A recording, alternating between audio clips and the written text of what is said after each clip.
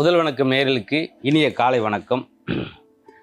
ஒரு ஊரில் ஒரு கண்ணங்கருப்பாக உள்ள ஒரு சிறுவன், எல்லாரும் கலர் கலராக அப்படி பலூனை பறக்க விட்டு சந்தோஷமாக இருக்காங்க. இவன் மட்டும் ஓரத்தில் கொஞ்சம் சோகமாக இருந்தான். ஒரு இளைஞன் போய் கேட்டார் அந்த பையன்ட்ட, குட்டி பையன்ட்ட, ஏப்பா சோகமாக இருக்கும்? இல்லை அங்கிள், என் பலூன் பறக்குமா? ஏன்ப்பா? இல்லை நான் கருப்பாக இருக்கேன், என் பலூனும் கருப்பாக இருக்கேன். அவங்கெல்லாம் கலர் பலூனும் ஈஸியாக பறக்குது. அதுக்கு அவர் சொன்னார், பலூனுடைய நிறத்தில் இல்லை தம்பி, பலூனுக்குள்ளே நிரப்பப்பட்டிருக்க காற்று தான் முக்கியம். அது மாதிரி வண்ணத்துக்கு அதுக்கு சம்மந்தம் இல்லைப்பா.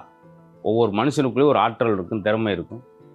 எப்பவுமே வண்ணங்களை பார்த்து யோசிக்காத, மனுஷனுக்குள்ள எண்ணங்களை பார்த்து மட்டும் யோசி. உனக்கு நல்ல எண்ணம் இருக்குது, அதனால் வண்ணங்கள் இல்லை வாழ்க்கை, எண்ணங்கள் தான். பறக்க விடுப்பா, அதுவும் பறக்கும்.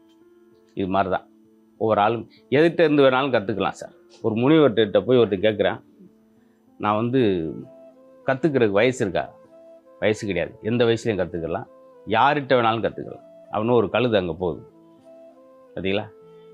இன்பம் எது துன்பம் எதுன்னு கேட்டில, பெரிய மகிழ்ச்சி வரும்போது துள்ளி குதிப்பது ஆனந்தம் கிடையாது, சோகம் வரும்போது சோர்ந்துறதும் சோகம் கிடையாது. அந்த கழுதை பாருங்கள், அவ்வளோ அழுக்கு மூட்டையில் சுமந்துட்டு போகும்போது ஒரே மாதிரி சந்தோஷமாக தான் போகுது. திரும்பி எல்லா துணிகளையும் வெளுத்து நல்லா தூய்மையாக வச்சுட்டு வரும்போதும் அதே மாதிரி ஒரே மனநிலை. இன்பம் வரும்போது துள்ளி குதிப்பதும் இல்லை, சோகம் வரும்போது தோன்றதும் இல்லை. இப்படி ரசிக்க பழகிட்டாலே போதும். எல்லாருக்கும் அந்த ரசனை தான் முக்கியம். ஒன்று வேணால் ஒரு பூ இருக்குது, ஒரு பூத்திருக்க பார்த்துட்டு ஒரு வியாபாரி என்ன செய்வார்? அவர் ரசனையில் இது எவ்வளோ போகும், கிலோ என்ன ரேட்டுன்னு விற்கலாம், எங்கே விற்கலாம், இதே வியாபாரிக்கு தோன்றும். அதே ஒரு பூ, அதை பார்த்துட்டு ஒரு கவிஞர் என்ன செய்வார்? படக்குன்னு உட்காந்து பேனா பேப்பர் எடுத்து கவிதை எழுத ஆரம்பிச்சிடும். பூவே பூவே செம்பூவே ஏதோ ஒன்று எழுதுவார். அதே போல் அதே பூவை பார்த்துட்டு ஒரு மருத்துவர் என்ன செய்வார்?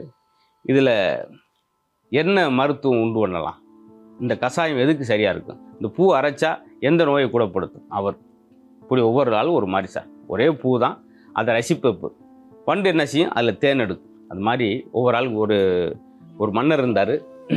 அவர் ரசனை அவர் வேறு மாதிரி பாருங்கள். பாடுவாங்க சபையில், அரசபையில் எல்லாம் பாடும்போது அவர் தாடியை கொதிக்கிட்டே இருப்பார். அவர் பாடி முடிச்சோடனே தாடியை கொதிக்கிட்டே இருக்கும்போது எவ்வளோ முடி கையில் வந்திருக்கோ அத்தனை பொற்காசுகள். இது ஒருத்தன் டென்ஷன் ஆயிடுச்சு. 5-6 பாட்டு பாடியிருக்கோம், தாடியை கோதி 4 முடி அதுக்கேற்ற மாதிரி பொற்காசு கொடுக்குறாரு.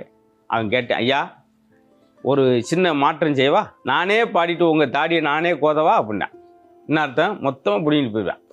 இதுக்குத்தான் இப்படி இந்த ரசனையெல்லாம் ரொம்ப நாளைக்கு நீடிக்க. ரசனை என்பது இதே பூர்வமாக ரசிக்கிறது. அப்படி நடந்துடும். சிலருக்கு அதை ரசிக்க தெரியாட்டி கூட ரசிக்கிற மாதிரி நடிப்பாங்க.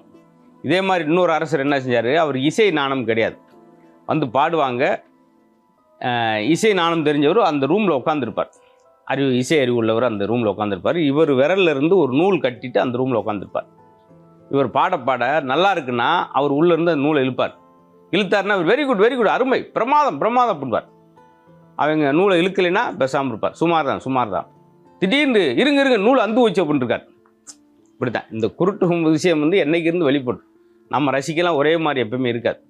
ஒரு விஞ்ஞானி ஒரு ரூமுக்குள்ளே ஒரு குரங்கு குட்டியை கட்டி போட்டு இவர் சோதிக்கிறாராம், அந்த குரங்கு என்னென்னலாம் செய்யும் அப்படின்னு. ஒரு வளையத்தை கட்டி தொங்க விட்டார். அந்த வளையத்தில் அப்படி சர்க்கஸ் பண்ணி மேலே வாழைப்பழ தாரை கட்டி விட்டார். வளையம் ஒன்று இருக்குது, ஏணி ஒன்று இருக்குது, கயிறு ஒன்று இருக்குது.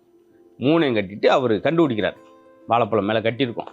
இந்த குரங்கு அவுத்து விட்டோன்னே இந்த ஏணியில் ஏறி போகுமா, இல்லை அந்த ரவுண்டாக இருக்கே அந்த வளையத்துக்குள்ளே சர்க்கஸ் பண்ணி போகுமா, அப்படி குதிச்சு போகுமா, இல்லாட்டி கயத்து மேலே ஏறி போகுமா அப்படின்ட்டு குரங்கு அவுத்து விட்டார். 3லையும் போகாமல் விறுவிறுன்னு ஒரு தலையில் ஏறி வாழைப்பழத்தை பிடின்னு ஓடி போச்சு. இவர் ஒரு மாதிரி செஞ்சார், அது ஒரு மாதிரி சிந்திக்கும். அதனால் ரசனை என்பது நம்ம வாழ்நாளில் ஏதாவது ஒரு விஷயத்தில் மனுஷன் லயிச்சிருந்தால் தான் அவனுக்கு ஏதாவது இதயம் சார்ந்த நோய்கள் குறைக்கப்படும்.